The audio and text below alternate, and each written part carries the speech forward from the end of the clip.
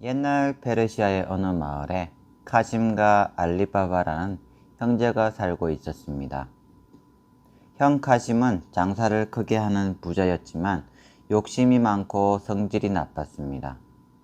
동생 알리바바는 가난한 나무꾼이었지만 마음이 곱고 부지런했습니다. 알리바바는 날마다 산으로 가서 나무를 베어다 땔감으로 만들었습니다. 그리고 그것을 도시에 갖다 팔며 살아가고 있었습니다. 알리바바는 오늘도 나무를 하러 산으로 갔습니다. 오늘은 날씨가 좋으니 형님 댁에 드릴 나무까지 해야겠다. 알리바바는 열심히 나무를 했습니다. 그때 멀리서 여러 마리의 말이 달려오는 말발굽 소리가 들렸습니다. 알리바바는 무슨 일인가 싶어서 소리가 나는 쪽을 내려다 보았습니다. 그곳에는 험상궂게 생긴 수십 명의 사람들이 뽀얀 흙먼지를 일으키며 지나가고 있었습니다. 저건 도둑대가 틀림없어. 잡히기 전에 어서 숨어야겠다. 알리바바는 당나귀를 숲속에 숨기고 재빨리 나무 위로 올라갔습니다. 도둑들은 멈췄습니다. 알리바바가 도둑들의 수를 세어보니 자그마치 40명이나 되었습니다. 어휴, 많기도 하다.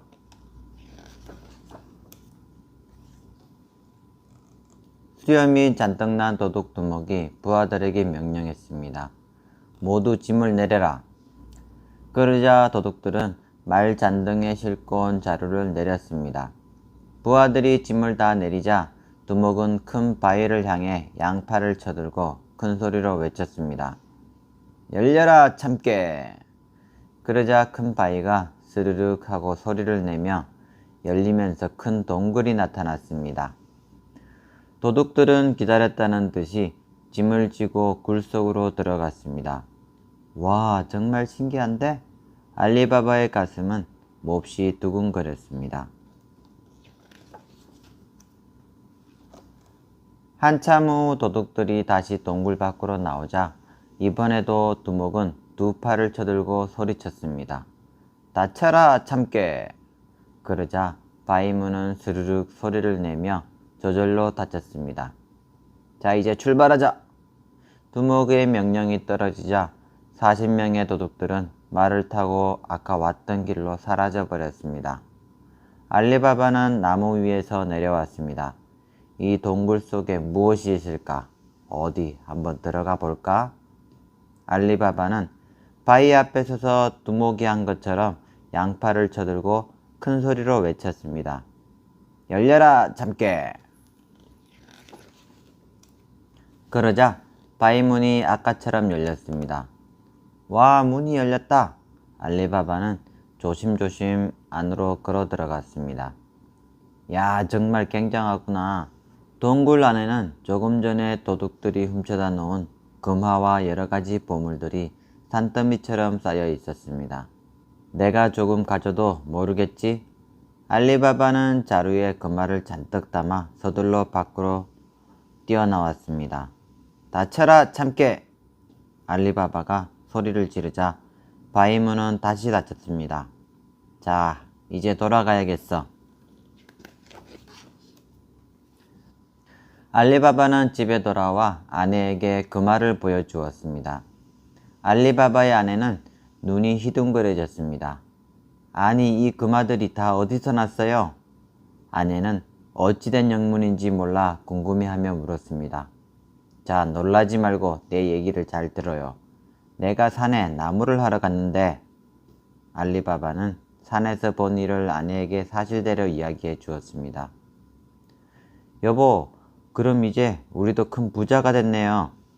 아내는 굉장히 기뻐했습니다. 알리바바와 아내는 서둘러 금화를 세기 시작했습니다.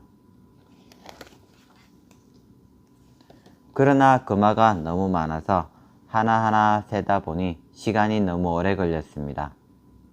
여보, 이렇게 세다가는 며칠 밤을 새워야 할지 모르겠어. 그러게 말이에요. 제가 형님 댁에 가서 말이라도 빌려와야 되겠어요. 알리바바의 아내는 말을 빌리러 카심의 집으로 갔습니다. 카심의 아내는 이상한 생각이 들었습니다. 저렇게 가난한 알리바바가 말을 가져다 뭘 하라고 그러지? 수상한데? 잠시 생각한 카심의 아내는 문득 한 가지 꾀를 냈습니다.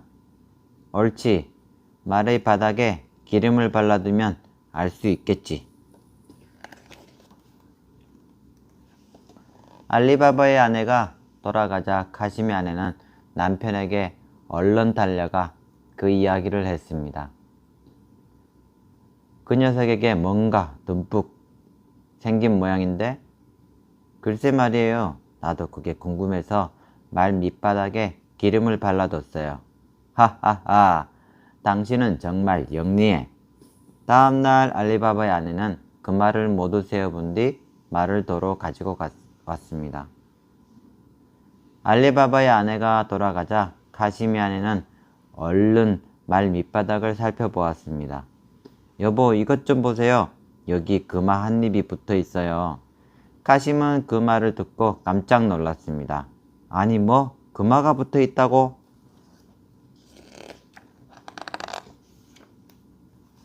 욕심쟁이 카심은 그 길로 당장 알리바바의 집으로 쫓아갔습니다. 아니 형님 웬일이세요? 웬일이라니 너야말로 웬일이냐? 네? 무슨 말씀이신지. 시침이 떼지 말아라.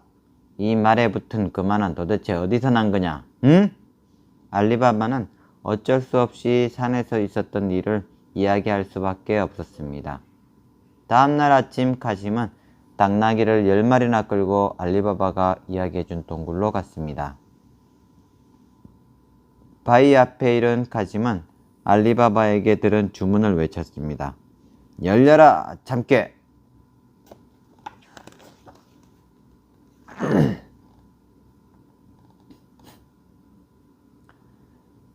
이번에도 바위 문은 곧 열렸습니다. 카심은 얼른 동굴 안으로 들어갔습니다.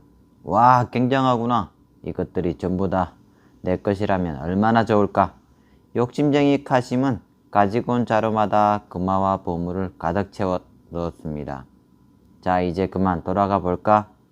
그러자 카심은 닫힌 문 앞에서 주문을 생각해 보았지만 도무지 떠오르지 않았습니다. 주문이 뭐였지? 맞다.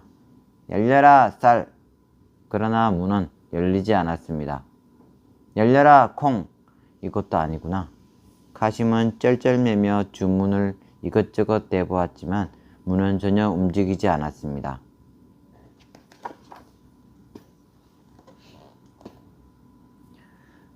그때 도둑들이 동굴로 돌아왔습니다. 아니 이게 웬 당나귀지?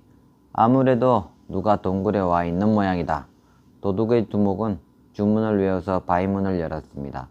도둑들을 본 카심은 새파랗게 찔려 뒤로 넘어졌습니다. 잘못했습니다. 뭐든지 할 테니 제발 목숨만 살려주십시오. 이런 짓을 하고도 살기를 바라느냐 이 나쁜 녀석. 에잇! 두목은 카심을 죽여버렸습니다. 또 보물을 훔치러 오는 놈이 있으면 범보이가 되도록 시체를 그대로 놓아두어라. 다음 날이 되어도 카심이 돌아오지 않자 카심의 아내는 알리바바를 찾아왔습니다. 형님이 무슨 일을 당한 것 같아요. 글쎄요, 제가 가서 보고 올 테니 조금만 기다리세요. 알리바바는 당나귀를 끌고 동굴로 갔습니다. 동굴 안에 들어가 보니 카심은 칼에 찔려 쓰러져 있었습니다. 알리바바는 몹시 슬펐지만 형의 시체를 융단에 싸서 당나귀에 싣고 돌아왔습니다. 그리고 통곡하는 카심의 아내에게 단단히 일렀습니다. 형님이 돌아가셨다는 말이 도둑들에게 알려지면 형수님까지 위험하니까 조심하셔야 해요. 네? 그날부터 카심의 아내는 알리바바의 집에서 함께 살기로 했습니다. 금화 덕분에 부자가 된 알리바바의 집에는 이제 모르지아나라는 하녀까지 있었습니다. 알리바바는 모르지아나에게 카심이 곧 병으로 죽을 거라는 소문을 퍼뜨리게 했습니다. 모르지아나, 이제 형님의 시체를 깨매서 장례를 치르는 일만 남았구나. 이 말을 들은 모르지아나는 구두방 할아버지에게 그 말을 많이 줄 테니 사람들이 모르게 카심의 시체를 꿰매달라는 부탁을 했습니다. 이웃 사람들은 카심이 병을 앓다가 죽은 것으로 믿었기 때문에 장례도 무사히 치를 수 있었습니다.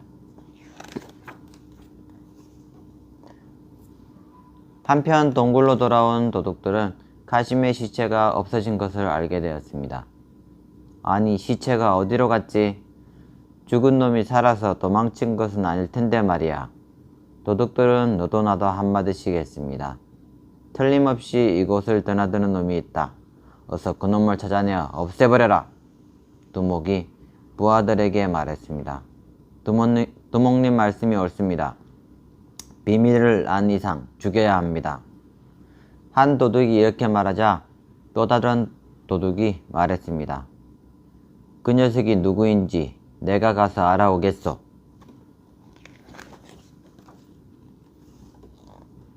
그거 좋은 생각이다. 어서 다녀오너라. 도둑은 변장을 하고 마을로 내려갔습니다. 도둑은 여기저기를 기웃거리며 길을 걸었습니다. 그러다가 길에서 구두를 고치는 할아버지에게 말을 걸었습니다. 영감님같이 나이 많은 할아버지는 이제 구두를 못 고칠 텐데요.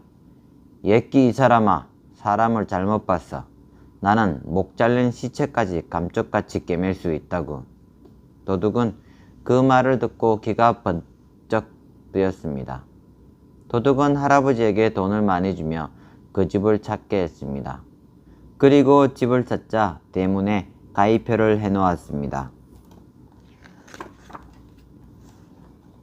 그날 저녁 시장을 다녀오던 모르지아나는 대문에 가입표가 그려져 있는 것을 보았습니다.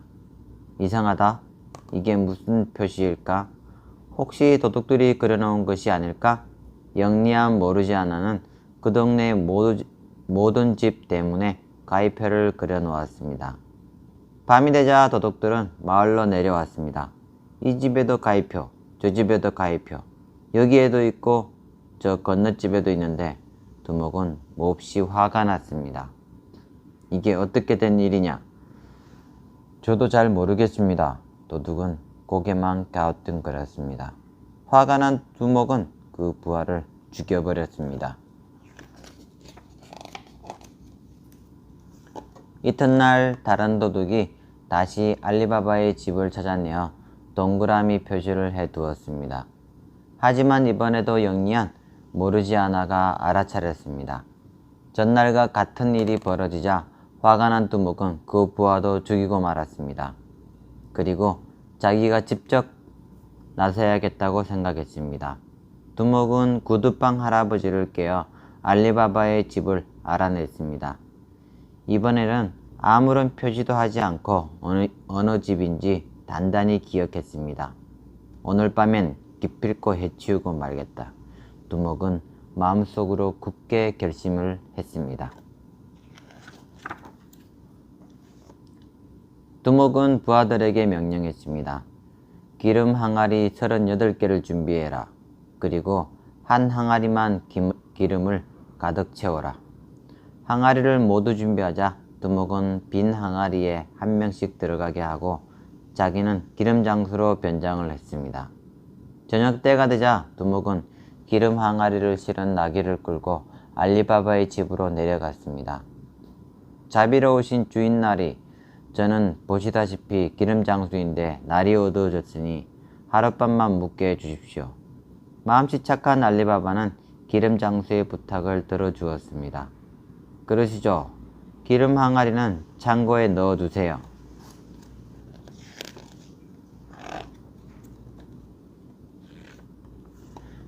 두목은 기름 항아리를 창고에 넣은 다음 부하들에게 명령했습니다. 너희들은 내가 올 때까지 소리내지 말고 도간에 있어야 해. 두목은 알리바바가 대접하는 술과 음식을 먹기 위해 방으로 들어갔습니다.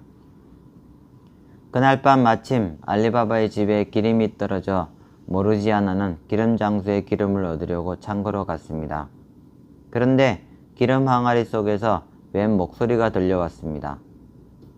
두목님, 이제 나가도 됩니까? 모르지아나는 도간에 도둑들이 있는 것을 눈치채고 두목의 목소리로 말했습니다. 조금만 더 기다려라.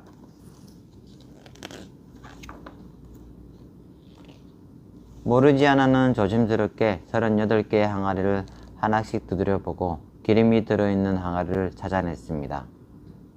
그리고 그 기름을 퍼가지고 가서 가마솥에 펄펄 끓였습니다. 이 못된 도둑 녀석들, 감히 우리 주인님을 해치려고 해. 어디 혼 좀 나봐라. 모르지아나는 펄펄 끓는 기름을 창고로 가지고 가 37개의 항아리에 뜨거운 기름을 부었습니다. 37명의 도둑들은 말 한마디도 못하고 그 자리에서 모두 죽고 말았습니다. 두목은 아무것도 모르고 알리바바와 술을 마시고 있었습니다. 그 일을 다 마치자 모르지아나는 방으로 가 춤옷으로 갈아입고 주인 방으로 갔습니다. 주인님, 귀한 손님에게 제 칼춤을 보여드려도 되겠습니까? 오, 그래. 손님도 괜찮으시죠? 아, 물론 좋습니다.